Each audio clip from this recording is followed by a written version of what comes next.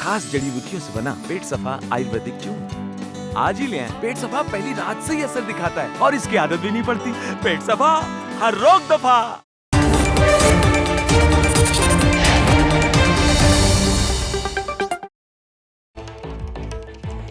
नमस्कार, आप देख रहे हैं एबीपी न्यूज। आपके साथ हूं मैं शोभिका लियाकत। आप सभी का मास्टर स्ट्रोक में बहुत बहुत स्वागत है। होली की बहुत सारी शुभकामनाएं आपको। पूरा देश आज धूमधाम से होली मना रहा है। रंगोत्सव का रंग हर किसी पर चढ़ा हुआ है, लेकिन महाराष्ट्र में होली के साथ साथ राजनीति का रंग भी छाया है। गुजरात के गांधीनगर में गृह मंत्री अमित शाह और एनसीपी अध्यक्ष शरद पवार की मुलाकात की अटकलों से महाराष्ट्र की राजनीति में होली के दिन भी पारा चढ़ा रहा। हालांकि शिवसेना और एनसीपी दोनों ही ऐसी किसी भी मुलाकात से इनकार कर रहे हैं, लेकिन सियासी गहमा गहमी इस बात की तरफ इशारा जरूर कर रही है कि पर्दे के पीछे जरूर कुछ चल रहा है। और इस बीच शरद पवार की तबीयत भी बिगड़ गई। उन्हें मुंबई के ब्रीच कैंडी अस्पताल में दाखिल करवाया गया है, लेकिन महाराष्ट्र में बयानबाजी का दौर फिर भी खत्म होता नहीं दिख रहा है। अब सवाल यह उठता है कि क्या एनसीपी और बीजेपी के बीच कुछ पक रहा है या फिर जानबूझकर ऐसा दिखाने की कोशिश हो रही है, क्योंकि महाराष्ट्र में सियासी गणित कुछ ऐसा है कि राज्य की सभी पार्टियों की बराबर की हैसियत है और एक के भी रंग बदलने से सत्ता का रंग बदल सकता है।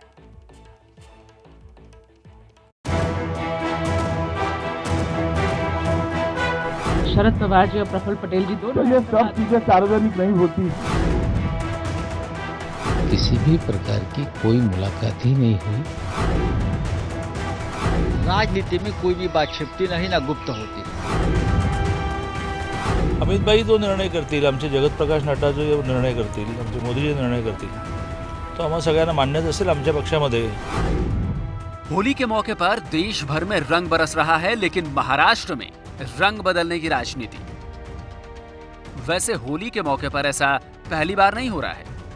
याद कीजिए पिछले साल की होली, जब महाराष्ट्र के पड़ोसी राज्य मध्य प्रदेश में भी ऐसी ही सियासत चरम पर थी। पिछले साल होली 10 मार्च को थी और इसी दिन ज्योतिरादित्य सिंधिया प्रधानमंत्री नरेंद्र मोदी और गृह मंत्री अमित शाह से मिले थे। पूरे दिन सियासी घमासान चरम पर रहा और शाम होते होते न सिर्फ सिंधिया ने कांग्रेस से किनारा किया, बल्कि उनके साथ कांग्रेस के 22 विधायकों ने भी इस्तीफा दे दिया।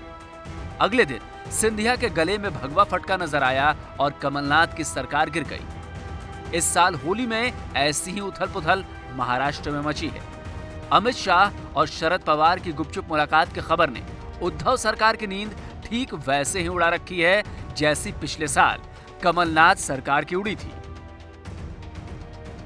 वैसे तो एंटीरिया केस के बाद से ही महाराष्ट्र की सियासत में उथल पुथल मची है, लेकिन रविवार को गृह मंत्री अमित शाह से जब शरद पवार से मुलाकात की अटकलों को लेकर सवाल किया गया, तो उन्होंने जो जवाब दिया उससे अटकलों को और ज्यादा हवा मिल गई। अमित सर, आप कल अहमदाबाद में थे। कुछ ऐसी रिपोर्ट्स आ रही हैं कि शरद पवार जी और प्रफुल्ल पटेल जी दोनों तो ये सब चीजें सार्वजनिक नहीं होती। अमित शाह के इस बयान से महाराष्ट्र की राजनीति में वैसा ही भूचाल आ गया जैसा पिछले साल होली में ज्योतिरादित्य के कांग्रेस छोड़ने के दौरान हुआ था। अमित शाह के बयान के बाद शिवसेना को तुरंत मैदान में उतरना पड़ा। पार्टी प्रवक्ता संजय राउत डैमेज कंट्रोल के लिए सामने आए।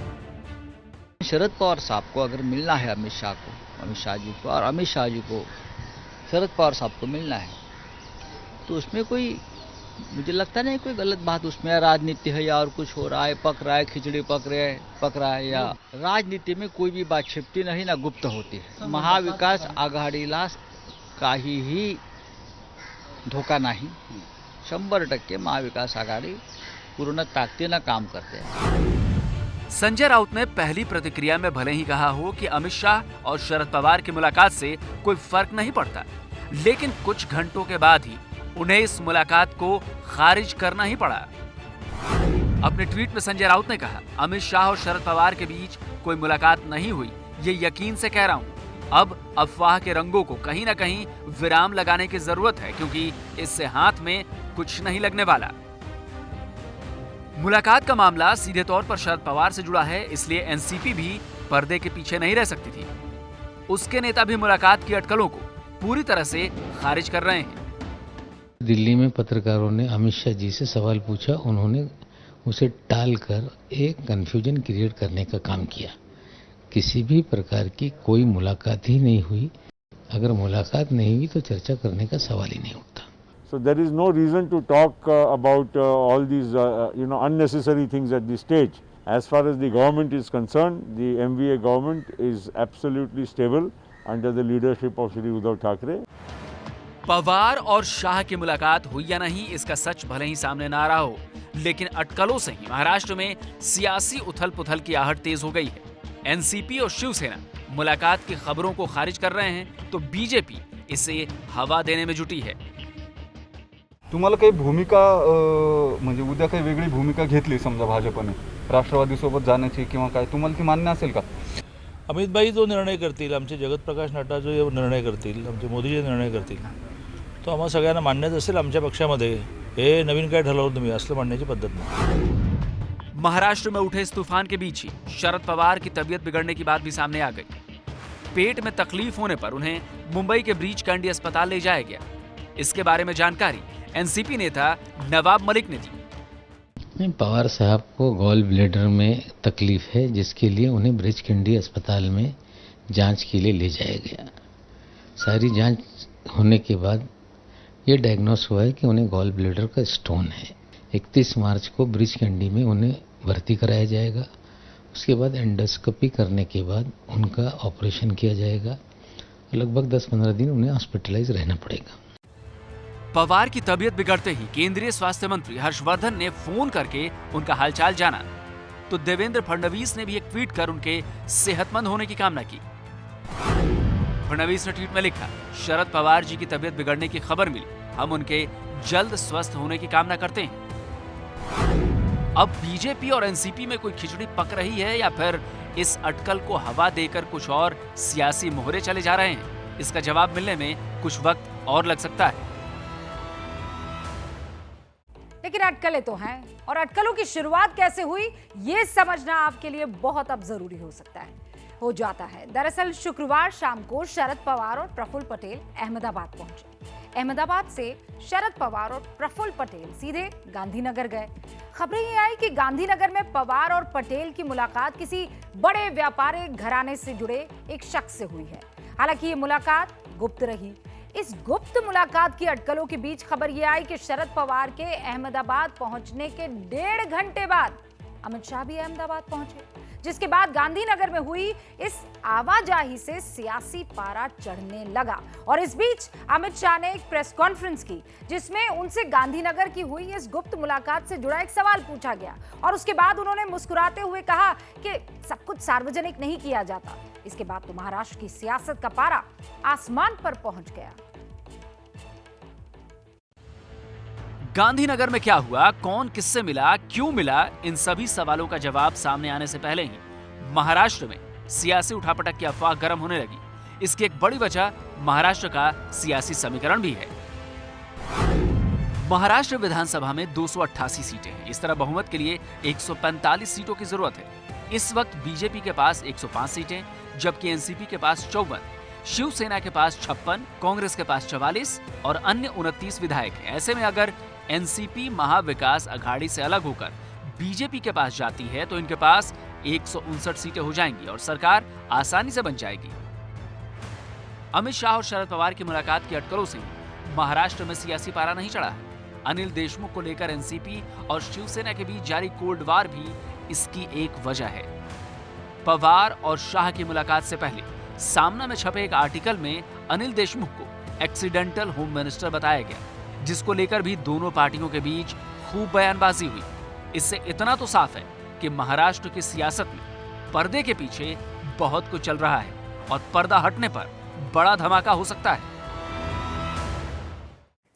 महाराष्ट्र की राजनीति में पर्दे के पीछे सब कुछ चल रहा है, लेकिन पश्चिम बंगाल में सब कुछ दुनिया के, देश के जनता के सामने है। बंगाल के चुनाव की बात अब करना जरूरी है। वहां बीजेपी कार्यकर्ता गोपाल मजुमदार की मां शोभा मजुमदार की मौत हो गई। करीब 1 महीने पहले बीजेपी ने यह आरोप लगाया था कि 85 साल की शोभा मजुमदार को टीएमसी के कार्यकर्ताओं ने बेरहमी से पीटा है। इसके बाद से ही वो अस्पताल में थी। इस मामले को लेकर पश्चिम बंगाल में जबरदस्त जुबानी जंग हुई थी, लेकिन आज शोभा मजुमदार की मौत हो गई और इसके बाद एक बार फिर बीजेपी और टीएमसी में इस मामले पर तलवारें खिंच गई है।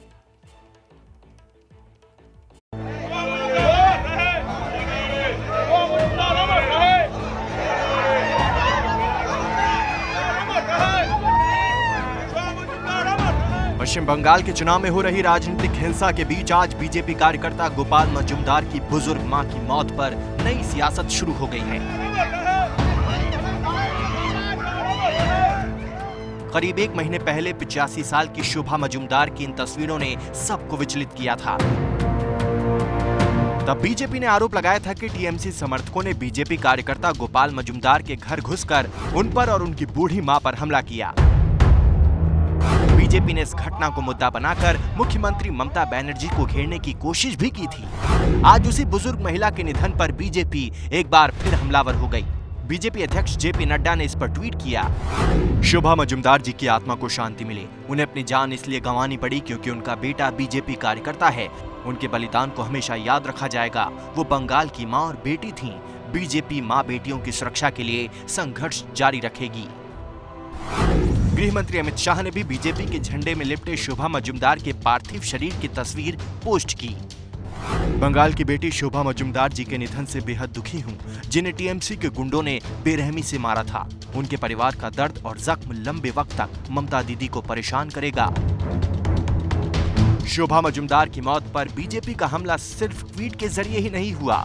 जो सरकार माँ माटी मानुष का नारा लगा के 10 साल सरकार में राज किया है, उसी सरकार की उसी पार्टी उसी सरकार की जो दल पार्टी टीएमसी का हाथों में एक माँ का मौत, माँ का मृत्यु, ये कैसे लोग देखेगा। इस पश्चिम बंगाल की माटी आज रक्त रंजित है। ये कैसा माँ माटी का सरकार है।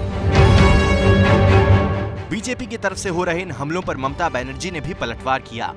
नंदीग्राम में एक रोड शो के दौरान उन्होंने कहा कि उन्हें नहीं पता कि शोभा मजुमदार की मौत कैसे हुई, लेकिन बंगाल का हाल पूछने वाले बताएं कि यूपी का हाल क्या है। আজকে অমিত শাহ হোম মিনিস্টার যদি কোনো বোন মারাও যায়, আমি জানি না কেন মারা গেছে, কি করে মারা গেছে, আমি যে কোনো মৃত্যুকে কন্ডেম করি, আমি কোনো মৃত্যুকেই সাপোর্ট করি না। মা বোনদের উপর অত্যাচারকে আমরা কখনো পছন্দ করি না। ट्वीट করে বলছেন बंगाल का क्या हाल है, तुम्हारा यूपी का क्या हाल है, बोलो हाथरस का क्या है, दिल्ली का क्या है, राजस्थान का क्या है। তখন কি অমিত শাহর মুখে লুকো প্লাস্টার দিয়ে বসে থাকে।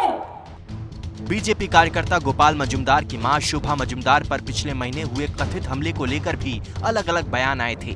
जहां बीजेपी इसके लिए टीएमसी को जिम्मेदार ठहरा रही थी, वहीं पुलिस की तरफ से ये कहा गया था कि उन पर हमला नहीं किया गया, उनका चेहरा किसी बीमारी के कारण सूज गया था।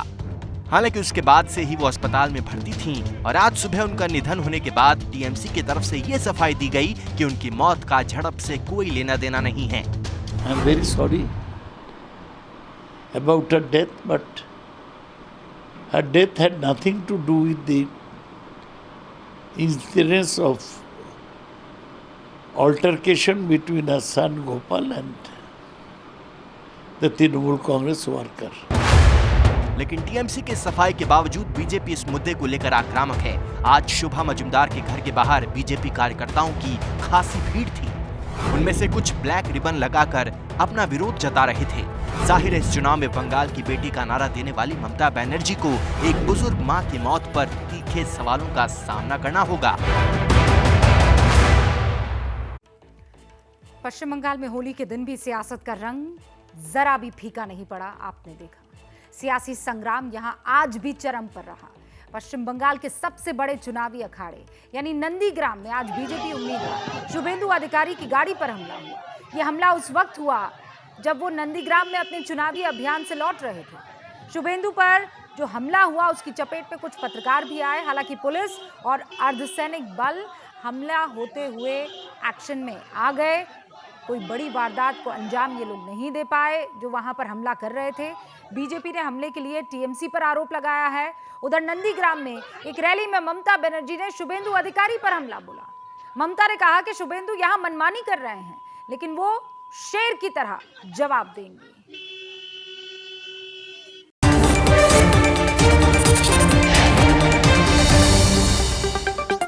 अरे भैया, तुम्हें कब्ज है क्या? लोग ऐसी गंभीर समस्या को हंसी मजाक में उड़ाते हैं। कब्ज कहने के लिए तो एक समस्या है, पर 1000 बीमारियों की जड़ है। इसे इग्नोर न करें। खास जड़ी बूटियों से बना पेट सफा आयुर्वेदिक च्यून आज ही ले आएं। पेट सफा पहली रात से ही असर दिखाता है और इसकी आदत भी नहीं पड़ती।